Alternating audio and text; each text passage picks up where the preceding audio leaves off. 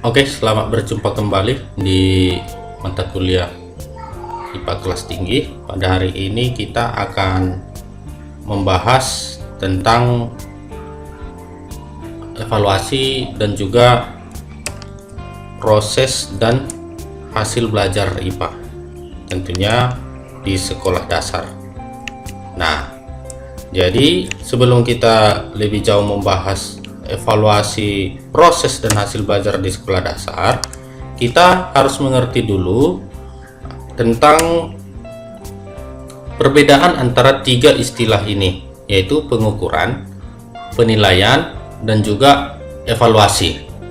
Kalau dikatakan pengukuran atau mengukur, itu adalah suatu kegiatan membandingkan dengan ukuran tertentu yang bersifat nanti hasilnya itu adalah kuantitatif atau berupa angka-angka. Sedangkan kalau dikatakan penilaian, yaitu proses mengambil keputusan untuk melihat baik buruknya sesuatu yang sifatnya itu nanti datanya itu berupa data-data kualitatif. Ketika kedua kegiatan ini disandingkan, mengadakan kedua langkah mengukur dan menilai, itulah yang kita sebut dengan evaluasi.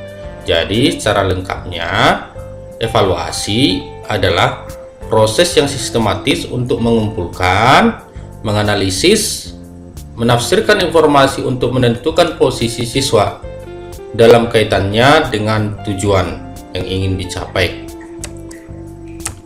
Nah, jadi semua komponen pendidikan, terkhusus guru dan juga pelaku-pelaku yang lain, harus melaksanakan evaluasi terhadap proses belajar atau pembelajaran. Tujuannya untuk apa? Yang pertama, untuk mengetahui gambaran efisiensi dan aktivitas proses pembelajaran. Nah, seperti yang kita ketahui, nanti kita bahas bagaimana itu proses belajar, yaitu menyangkut dari tujuan sampai dengan perangkat-perangkat pembelajarannya. Kemudian data evaluasi ini akan menjadi bahan pertimbangan untuk menentukan proses selanjutnya atau rencana tindak lanjut dalam rangka peningkatan kualitas pembelajaran, yaitu menciptakan pembelajaran yang lebih efektif dan efisien. Nah, itulah dari tujuan daripada evaluasi. Jadi evaluasi itu adalah suatu kegiatan yang dilakukan secara terus-menerus dalam rangka peningkatan kualitas pembelajaran. Jadi posisi evaluasi dalam pembelajaran bisa kita lihat di bagian ini. Kita ketahui proses pendidikan itu dimulai dari input kita itu adalah siswa. Input dalam pembelajaran itu, dalam sekolah itu adalah siswa. Kemudian proses pendidikan itu adalah pelaksanaan kurikulum. Nah, tentunya di dalam kurikulum itu sudah tercatat atau sudah tertuang apa itu yang menjadi capaian kompetensi lulusan, atau seperti apa perilaku lulusan yang diharapkan, yang tentunya itu nanti akan tertuang selain daripada hasil atau outputnya, tentu akan tercermin dari alumni atau tamatan yang dihasilkan atau outcome. Jadi di sini dalam tiga kegiatan ini evaluasi sangat penting peranannya, yaitu untuk mengontrol pelaksanaan kurikulum dalam rangka perbaikan kualitas pembelajaran. Itulah posisi evaluasi dalam pembelajaran. Nah, kemudian kalau kita lihat lagi bahwa pembelajaran secara konsepnya itu, atau sering kita katakan instruksional, itu adalah proses mengembangkan kreativitas berpikir yang dapat meningkatkan kemampuan berpikir peserta belajar, kemudian dapat meningkatkan dan mengkonstruksikan pengetahuan baru supaya upaya yang kita lakukan dalam rangka meningkatkan penguasaan dan pengembangan yang terbaik terhadap materi. Jadi itulah yang dikatakan dengan komponen pembelajaran. Seperti kita ketahui tadi, gambar bagan tadi itu ada raw input pendidikan itu tadi. Nah, jadi tadi kan inputnya itu adalah siswa, tentunya memiliki kemampuan awal. Nah, kita mengalami suatu proses, tentu proses itu dirancang agar si siswa yang datang dengan kemampuan awal yang telah dimiliki sebelumnya akan mencapai seperti yang dicita-citakan, yaitu sesuai dengan tujuan pembelajaran atau standar kompetensi. Tentu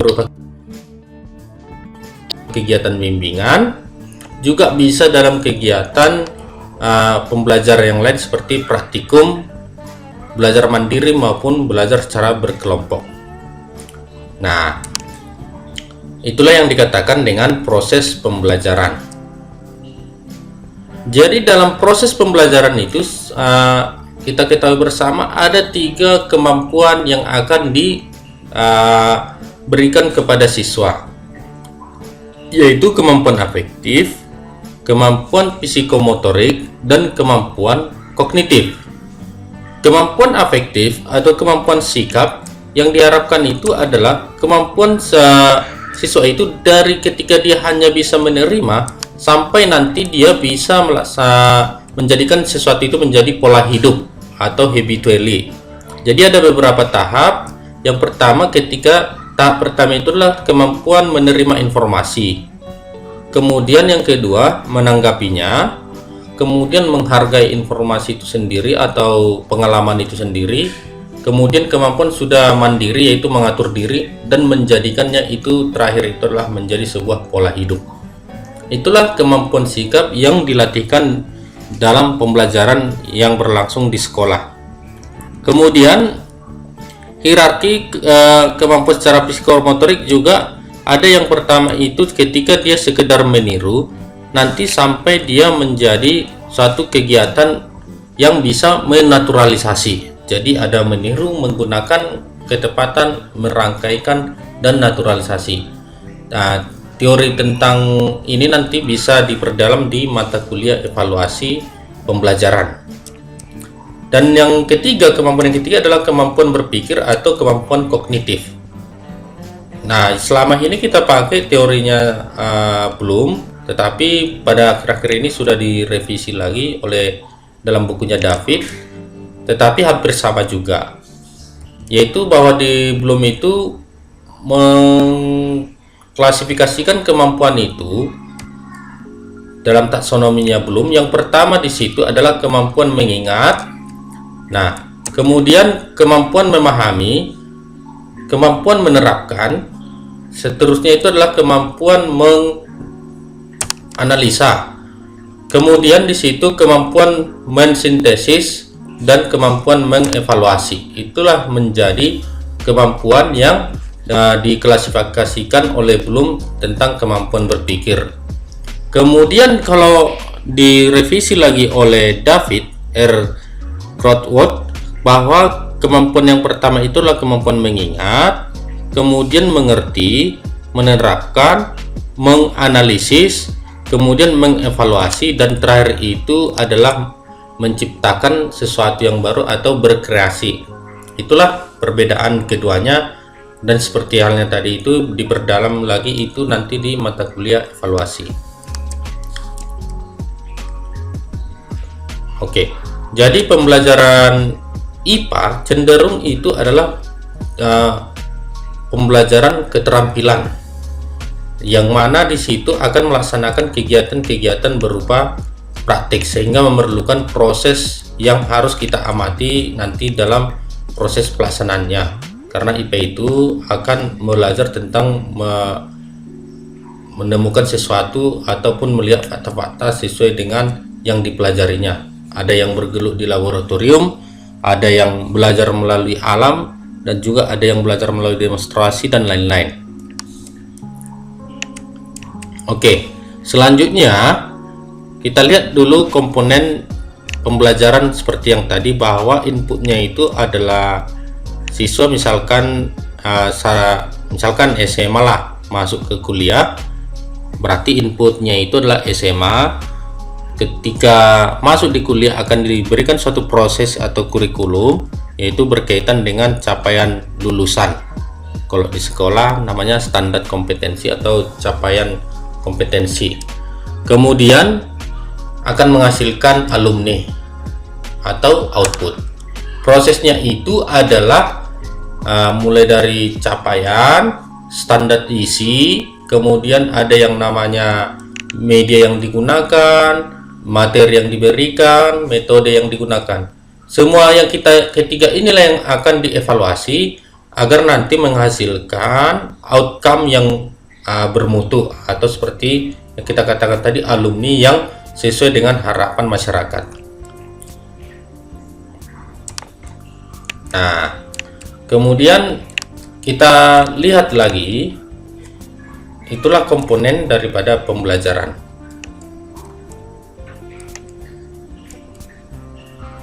Jadi ada beberapa langkah yang dilakukan dalam mengevaluasi proses pembelajaran, yaitu yang pertama persiapan, kedua pelaksanaan, ketiga tindak lanjut. Persiapan di situ adalah membentuk dan mengorganisasi tim pelaksana, kemudian mengidentifikasi dan menentukan aspek-aspek dan indikator apa yang akan dievaluasi, menyusun rencana kegiatan evaluasi pembelajaran, menyusun kisi-kisi instrumen dan teknik evaluasi proses pembelajaran, kemudian menyiapkan sarana pendukung. Yang keenam di situ mengatur jadwal dan petugas pelaksana di lapangan. Untuk tahap pelaksanaan nanti ada tahap mengumpulkan, mengolah, menganalisis, dan bagaimana menceritakan atau mendeskripsikan temuan yang diperoleh. Kemudian seperti halnya kita tadi, gunanya itu adalah sebagai tindak lanjut. Tindak lanjut itu berarti ada kegiatan peningkatan kualitas ke arah yang lebih baik. Jadi prinsip-prinsipnya di situ, yang pertama bahwa evaluasi itu harus sah, yang kedua objektif, yang ketiga adil, yang keempat terpadu, yang kelima terbuka, yang keenam dia menyeluruh dan secara berkesinambungan, yang ketujuh di situ sistematis, kemudian beracuan pada kriteria, dan yang terakhir adalah akuntabel. Nah, yang pertama di situ tadi adalah sahih. Sahih itu artinya bahwa evaluasi itu hendaknya didasarkan pada data yang mencerminkan kemampuan yang diukur.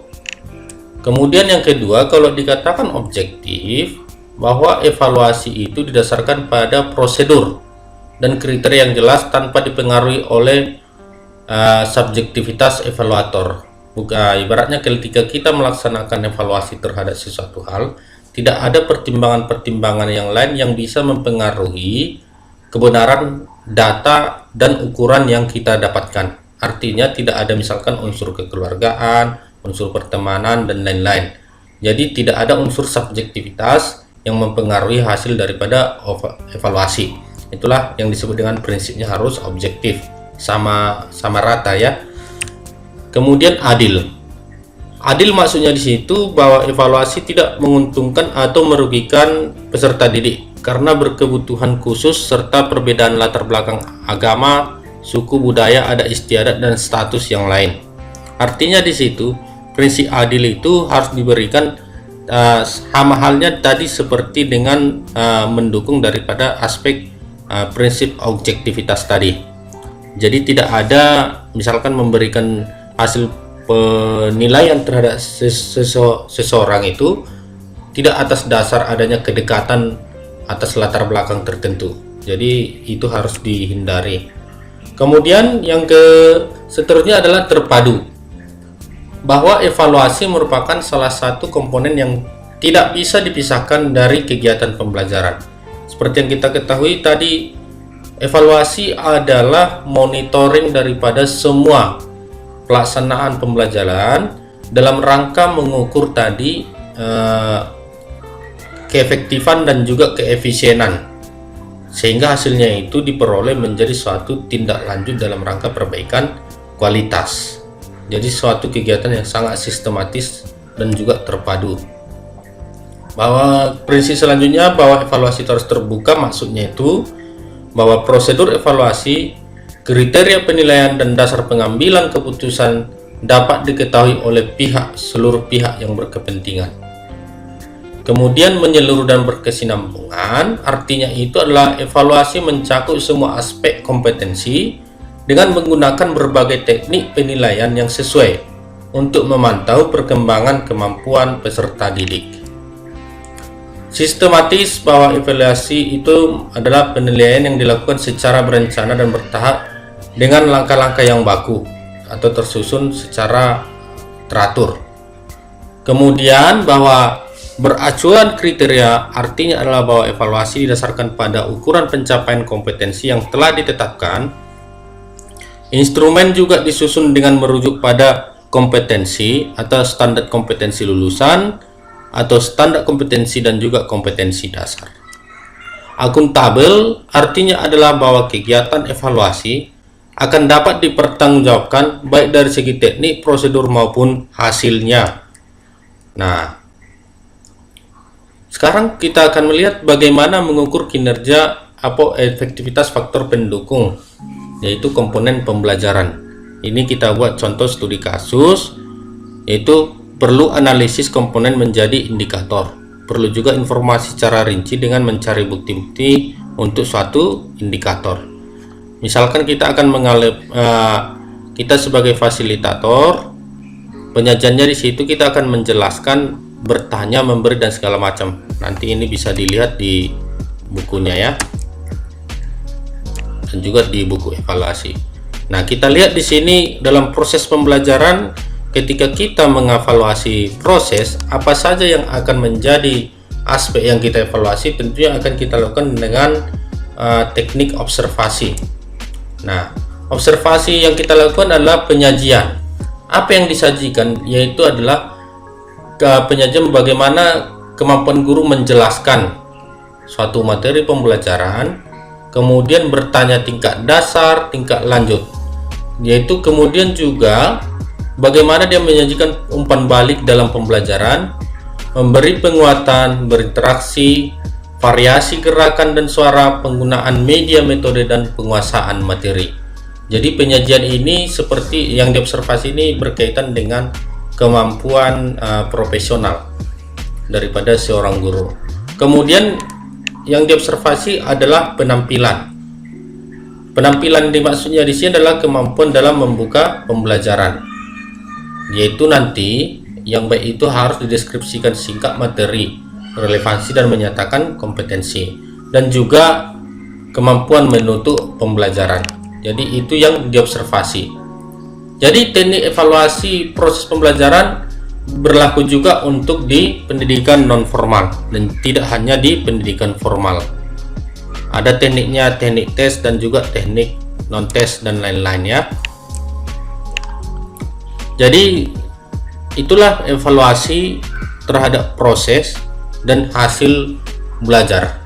Jadi evaluasi terhadap proses itu adalah bagaimana kita mengevaluasi pelaksanaan kurikulumnya. Sedangkan evaluasi hasil bagaimana kita mengevaluasi terhadap pencapaian diperoleh oleh siswa. Apakah berhasil sesuai dengan kriteria yang kita tetapkan seperti kriteria minimum atau KKM. Kriteria ketuntasan minimum. Oke, baiklah, terima kasih. Silahkan gabung lagi ke e-learningnya. Di situ saya bagikan tugasnya untuk didiskusikan dan juga dikerjakan. Kita ketemu lagi di minggu depan. Salam sehat untuk kita semua. Terima kasih.